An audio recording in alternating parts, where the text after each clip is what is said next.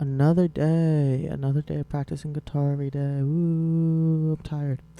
I can't wait to go to sleep. But this is another day of practicing every day. Today, um, uh, okay, I figured out there's a bunch of tools that I added to my like music making workflow. One is UVR, Vocal Remover, right?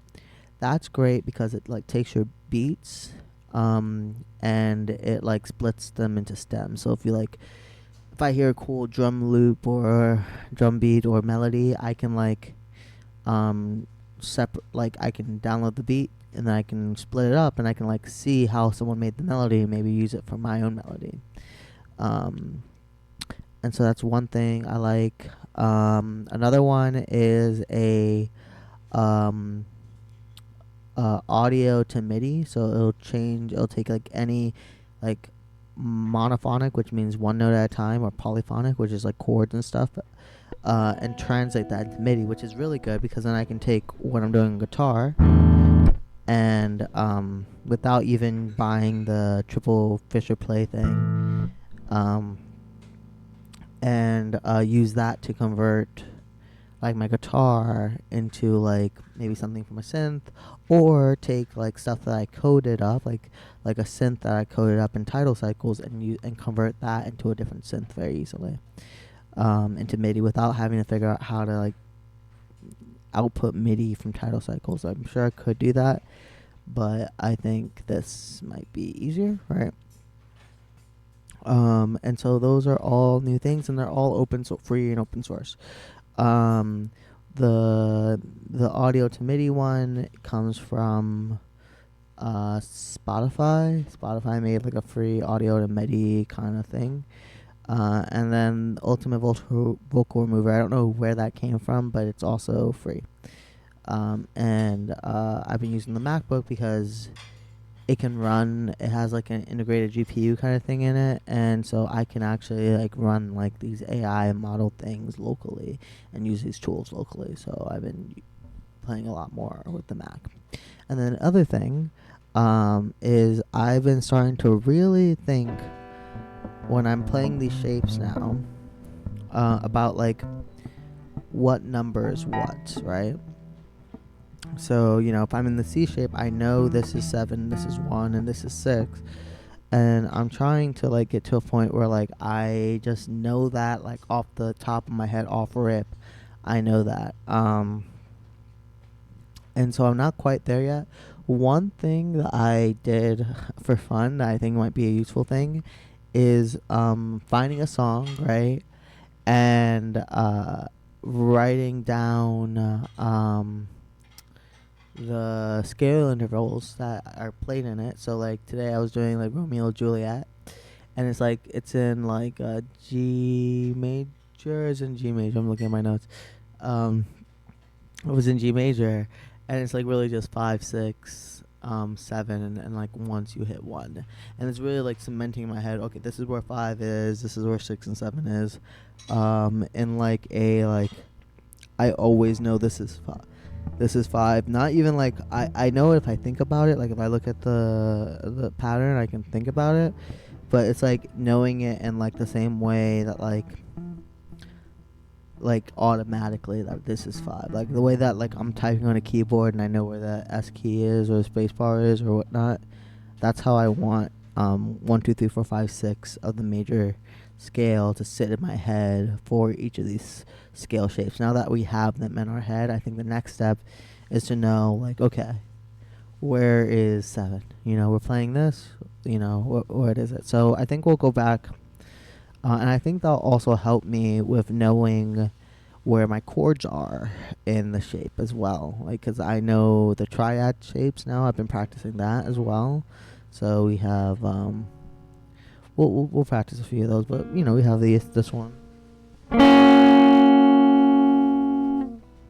then we have this one, and then we have this boy here, and then we got these, and then we got this one, this one. And then we got this one. And then we got this one. Oh, we can do better. And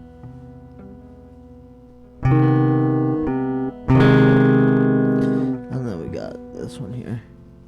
And then that's all of them. That's like all the triad shapes and all their inversions. We have that in our head now. And if we can remember, where 1, 2, 3, 4, 5, 6, and 7 are in each of the shapes, I imagine we can get comfortable playing those triad shapes in each of them. And I also have to remember for the triad shapes where are the 1, 3, like where's 1, 3, 5 in each of these triad shapes, and then get comfortable with those are all the major triads. I gotta get comfortable with the minor versions of them as well, and incorporate them in my playing. And that's all to say that that's where we're at right now. And so let's play. And what's the other thing? Oh, also splice. I finally bit the bullet, and I'm gonna use splice for a lot of synths. But I also want to make my own synths and figure out how to do that. So that's it. But let's do